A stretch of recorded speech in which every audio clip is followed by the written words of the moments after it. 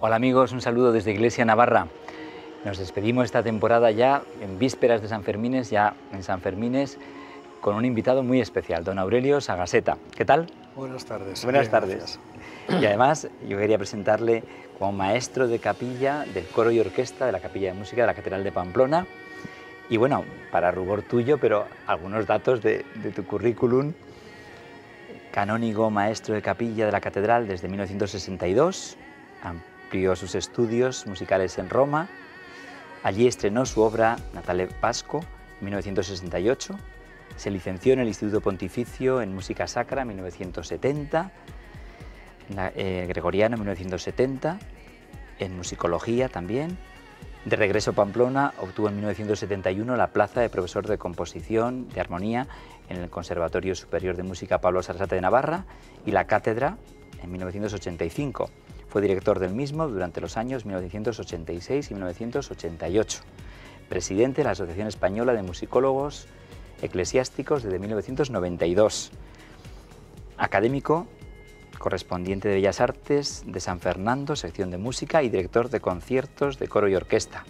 Bueno, no sigo leyendo porque no vas a quererlo.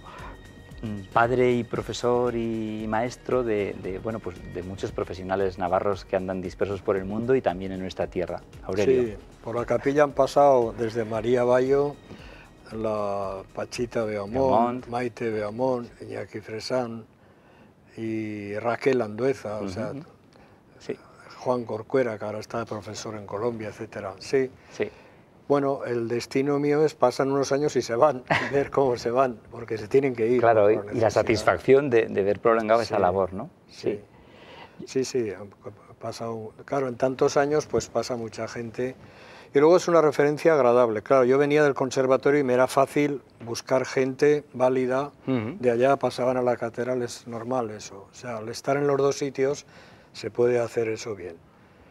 Y esto de la capilla, que a la gente le suele extrañar, esto de capilla de música, o sea, los coros de las catedrales se llaman capillas de música, también de las cortes. Entonces, el que dirige eso no se llama director, sino maestro de capilla.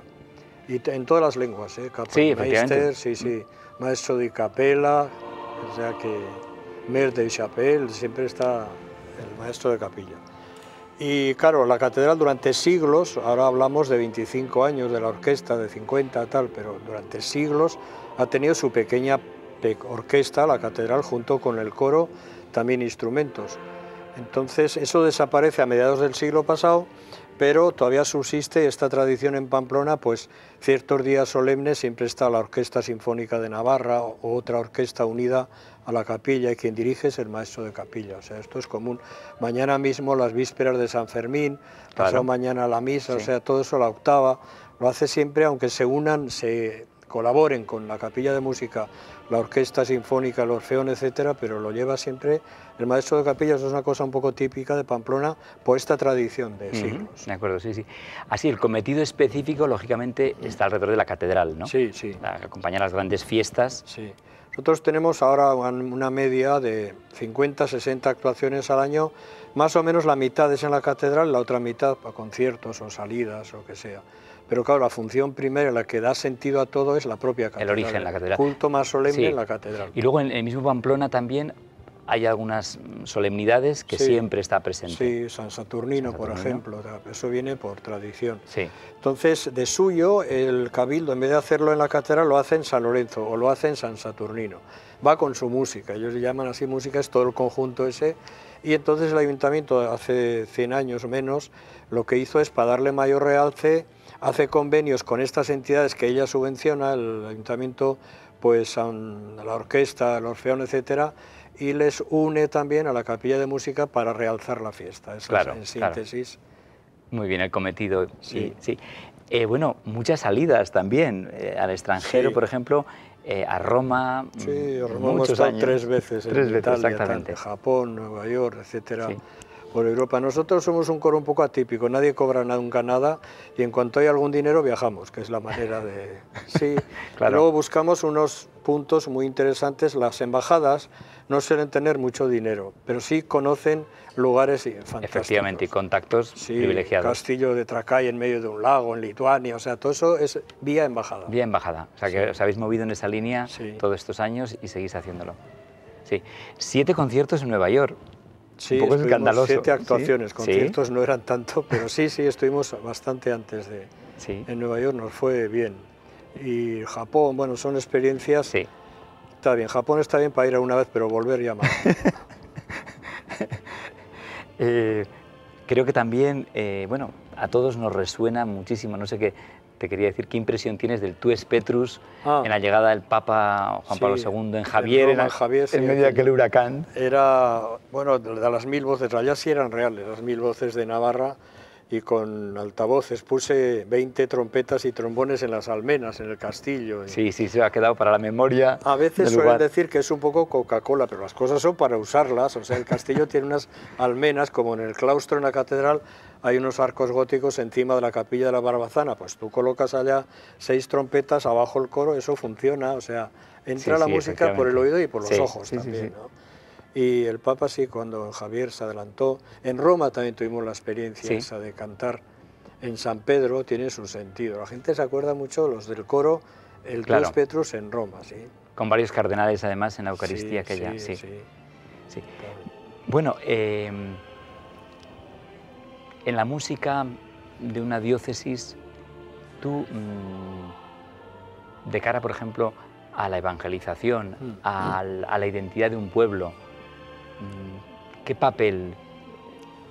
Vamos a ver, yo concibo la música dentro de los elementos de la liturgia que conforman la liturgia, el texto, pero ese texto cantado, solemnizado, entra de otra manera y entra a un sector mucho más amplio, porque yo le solía decir a un obispo, que no voy a citar quién eres, usted predica y a la catedral viene poca gente, pero yo hago un concierto sacro y viene gente, o sea que, bueno, en ese sentido de que sí, desde el aspecto cultural y a la vez, por eso hace falta hacer una buena música. Primero, pues porque es un lugar que hay que hacer dignamente las cosas, o al menos no indignamente. Y por otro lado, el mensaje, el texto. Muchas veces no hace falta decir a ese público que tienes, o al coro mismo, no sé, predicar, sino simplemente el tipo de música que manejas y el texto sobre todo, ese texto traducido, son textos muy interesantes, cara a Semana Santa y tal, es un mensaje que entra por 2 vías y entonces en este momento en que hace falta pensar muchas las cosas como para que le interese a alguien, si no entras a veces por la vía cultural, no entras. Efectivamente, entonces, en ese sentido a mí me parece que es importante que además hay cierta cosa de que allá donde terminan las palabras hay algo detrás más inefable, siempre está más allá. La realidad de lo trascendente y de Dios. No lo explicas con las palabras porque lo disminuirías, harías a tu modo, a la medida de tus palabras, es algo más. Y en ese sentido es muy interesante la música que no delimita, no define, sugiere, es siempre más allá. En ese sentido es importante. No, y como puente a la experiencia religiosa personal, yo imagino que el rostro de la Iglesia a través de la música es muy cercano a mucha gente que está lejos de nuestras comunidades. Sí, yo tenía la experiencia antes cuando hacíamos las 7 palabras, había gente que decían que no creían y tal, pero se sentaban en un rincón y venían a escuchar, y el texto es muy bueno. Hay que tener cuidado en los conciertos sacros, que ya que dejamos la iglesia, que sea sacro aquello y que se obligue a que se ponga el texto. Si es sacro, ese texto llega. Y a veces lo descuidamos, simplemente viene cualquiera, no canta lo que quiera, no, cantas algo religioso, porque estás en un lugar religioso, entonces, y además que ese texto esté traducido, que llegue a la gente. Y no hace falta predicar más, déjalo. Sí, la vía de la belleza efectivamente funciona. Para la identidad de nuestro pueblo, la música sacra, ¿qué supone en nuestra tierra? Esta mañana hacía un programa para los órganos del Bidasoa o algo así, y ha salido esta cuestión y yo decía, nunca valoramos la labor desde el punto de vista pedagógico de las melodías religiosas de la Iglesia. O sea, a veces decimos, bueno, pues el pueblo del norte canta a voces, son un orfeón, tres ya es un coro, bueno, bien. Y en el sur, en cambio, es más una canción más individualista, más personal. Eso depende mucho del folclore, pero aquí tenemos la suerte de que en el ámbito nuestro, de Navarra, por ejemplo, en el País Vasco, las melodías son armonías a la vez, o sea, la armonía está entresacada de la misma melodía. Por eso fácilmente la gente nuestra tiende a cantar a voces. Esto está en la educación en la que recibimos desde niños de las melodías propias de nuestra tierra. Y entonces una de las melodías mejores son las de la iglesia, las religiosas, que actualmente se van abandonando por unas melodías que son de ámbito universal, que lo mismo podrían ser de Singapur que de España. No, aquí hablamos de dar este tipo de melodías nuestras, que a veces el texto suele ser ñoño, hecho en los años 20 y así, que es muy difícil que el hombre de hoy, del siglo XXI, lo cante, pero la melodía era muy buena. Y los alemanes eso lo han conservado muy bien, el abuelo, el hijo, el nieto, todos cantan un patrimonio común y además van añadiendo las melodías nuevas. Pero aquí quizás hemos barrido todo y ahora hay que hacer no sé qué. No, lo que teníamos no era nada malo y tenía un gran valor educativo para el pueblo, para el sentido musical de nuestra gente. Efectivamente, sí. La Iglesia hizo ahí una labor que era importante. Tú dices hoy día un niño canta y muchas veces no sabe qué es cantar, o imita dibujos animados o ruidos así. O sea, canta las melodías. Ese patrimonio se nos ha ido un poco de las manos. Sí, sí. Bueno, tú de Ituren precisamente estás recuperando también parte de ese patrimonio euskaldún que está ahí y que tiene un valor enorme. Sí, no, las melodías religiosas populares, ¿qué tal? O sea, eso es un patrimonio que tenemos y cuando se hizo ese disco se cogió de Olite para arriba. Para abajo igual han tenido todo pueblo tiene su patrimonio y tiene su lenguaje, pero quizás lo han identificado demasiado con la jota, que es un aspecto nada más, y además es tardía. O sea, todo pueblo tiene su propio patrimonio y se debía de haber conservado y un poco se ha perdido. Bueno, pues cuando hacemos ese disco se coge en general de Olite para arriba. No es por nada, sino que ahí hay que estar y mantener aquello que es propio, también la jota, pero también otras cosas. Sí. Estaba sonando, creo, Agur Jesús en Ama. Ah, sí. Sí. Sí, eso es de Gorriti, es popular. Está muy bien armonizado. Y en cualquier sitio que cantas, bueno, suele salir la melodía. Sí.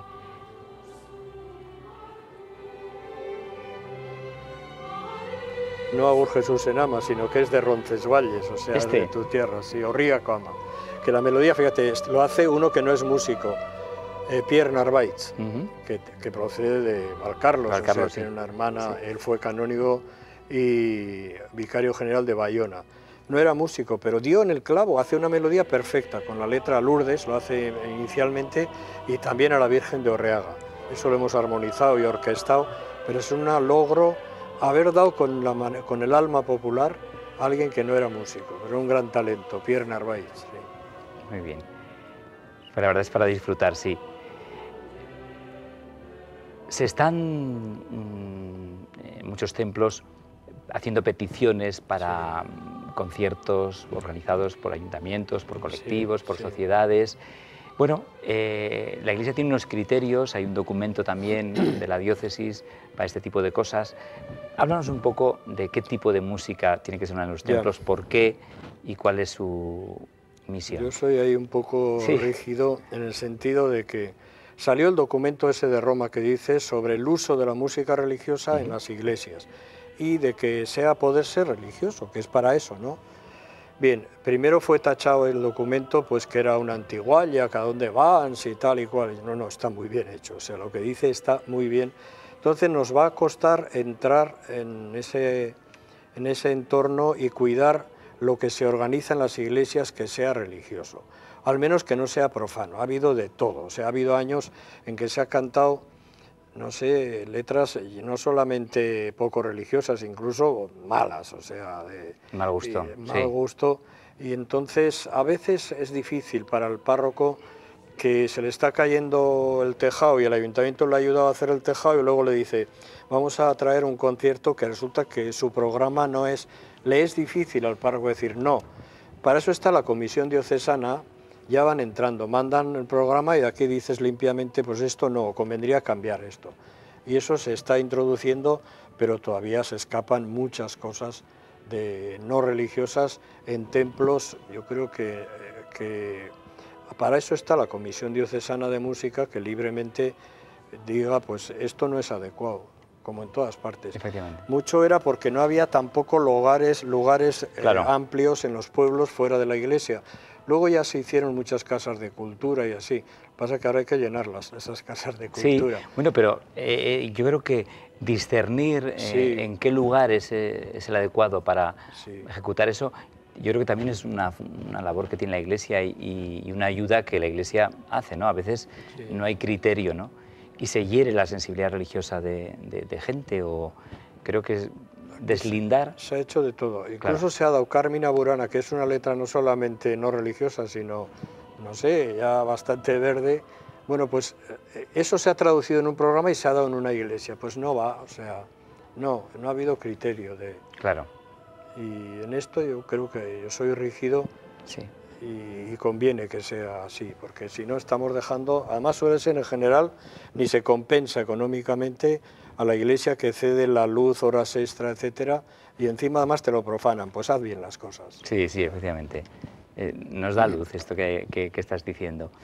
En el programa de San Fermín, la música de la capilla, ¿qué lugar tiene? Es tradicional aquí, las vísperas las canta exclusivamente la capilla y la orquesta sinfónica, y al día siguiente, en cambio, se suma el orfeón, viene una orquesta, casi son los mismos, pero bueno, ya no es la Orquesta Sinfónica de Navarra, sino son unos elementos elegidos, y la capilla de música. Y luego a la octava otra vez la capilla y una orquesta pequeña. Hay una tradición desde 1855, pero para entonces llevábamos varios siglos con otros autores cantando siempre la música de la catedral, que es que no había orquesta, no había orfeón, esos nacen hace 150 años, pero estamos hablando la época anterior. Entonces, bueno, es una tradición que es, decimos, decimonónica, 1855. En cambio, estuvimos en la catedral de Sion, ellos llaman no Sion, sino Sion, que está en los Alpes, al norte, la catedral. Les encantaba esta música de Mariano García, de Eslava, de esta época nuestra del siglo XIX, y pedían la partitura y dijeron que un año vendrán aquí para sumarse y cantar las vísperas de Qué bueno, García. Quiere decir que hay gente para todo. Y bueno, aquí la única razón o importante es, pues ya que llevamos siglo y medio más cantando, pues bueno, déjalo, tampoco estorba esa música. Lo combinamos a veces con Favordón y una música también actual, sobre todo al principio y al final, pero se conserva la tradición. Luego, el día de San Fermín, una de las cosas que más me admiran, tú dirás, el coro, la orquesta, tal, que va, es el pueblo. O sea, la realidad del pueblo nuestro, cantando en San Saturnino, que son dos iglesias de dos épocas unidas, pasas igual en San Lorenzo, y van todos a la vez. Yo no me explico cómo es, pero van perfectamente y cantan alabada al Señor, cualquier cosa popular que entones, junto con el coro y la orquesta, es fantástica. O sea, esa experiencia, yo digo, estos se habrán educado en los partidos de fútbol o en la plaza de toros, porque van a la vez todos. O sea, cantan muy bien, estando tan distante, no hay dirección, funciona solo y funciona perfectamente. Y siempre valoro yo este pueblo nuestro que todavía canta en esas fiestas. Sí, la verdad es que el resultado es un impacto tremendo. Gente que se acerca a nuestras fiestas le impresiona mucho, porque no es fácil, efectivamente, que eso se dé así, ¿no? Sí. Una nave gótica y otra barroca, se suban y van todos a la vez. O sea. Aurelio, tú eres un trabajador nato y un investigador. Si nos puedes decir por dónde van tus últimos trabajos. Bueno, estoy ahora con el archivo musical. O sea, en general las catedrales tenían un archivo interesante que ¿por qué obligaban los cabildos a los maestros de capilla a componer al año X obras y dejarlas para el archivo? Entonces, con eso se ha ido haciendo los archivos de música de las catedrales españolas, que supone como el 80% de todo el patrimonio histórico de la música histórica, no la actual, sino la histórica. Hasta el siglo XVIII-XIX, el 80% está en las catedrales.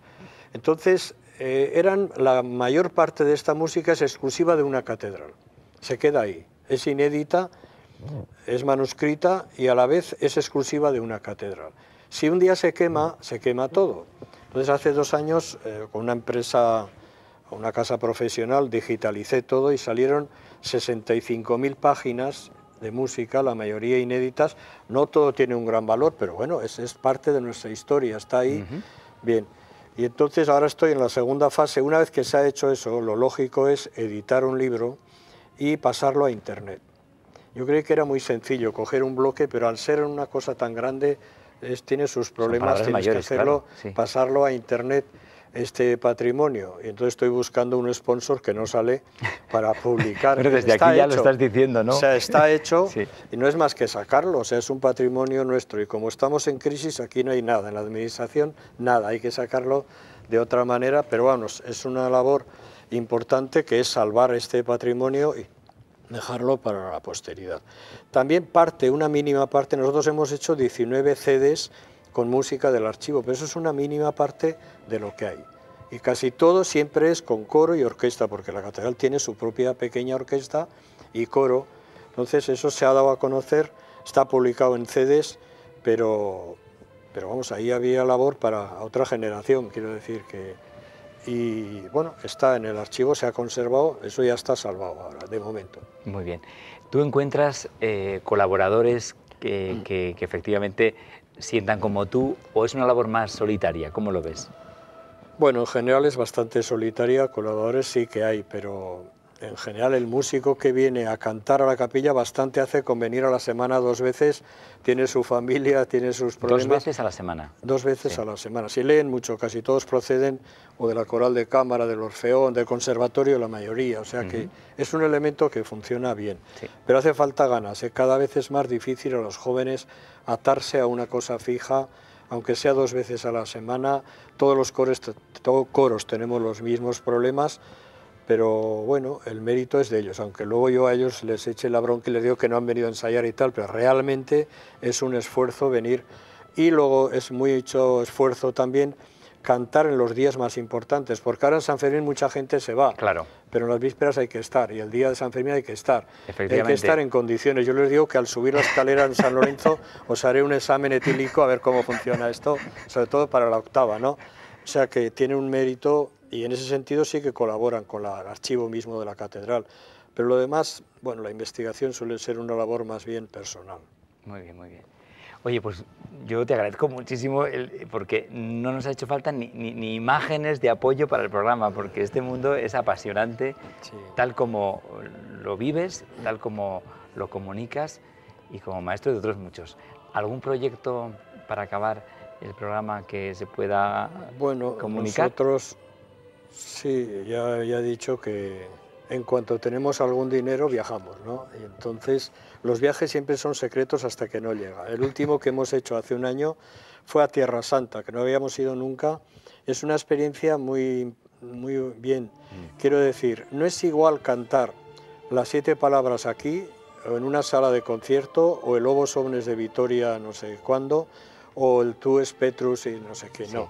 Cantar eso mismo en Belén, lo que es real. Claro. Cantar el Padre Nuestro en el monte de las Bienaventuranzas.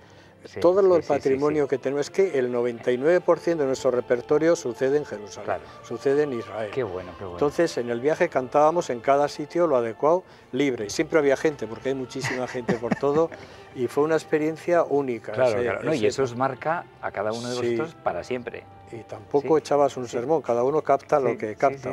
Hicimos, por ejemplo, la Pasión de Vitoria entera, leída y cantada en el... ¿Puertos Olivos? Sí, sí. En la Basílica, en el Santo Sepulcro. Sí. Ajá. O sea que es una experiencia única. Tanto que se enteró luego Corte Inglés y tal, y querían hacer algo así, pero no se llegó a hacer. O sea, era hacer un viaje ellos, un grupo que lleven. Además tienen un guía que es de Belén, que lo conocimos. Y entonces llevar un cuarteto para cantar la polifonía en cada lugar, pero claro, encarece el viaje, ¿no? Pero no es mala idea, o sea, hacer un viaje precioso, con gente que sea religiosa, que tenga sensibilidad, que tenga dinero también, son las dos cosas. Claro, costaría más el viaje, pero es un viaje musical hecho en su lugar. Bueno, pues hasta aquí hemos llegado, Aurelio. Vale. Ya me da pena que no podamos seguir, pero muchísimas gracias por estar aquí, de verdad. Gracias, pues nada, nos despedimos, hasta después del verano. Feliz San Fermín. Adiós. Igualmente, gracias. Muy bien.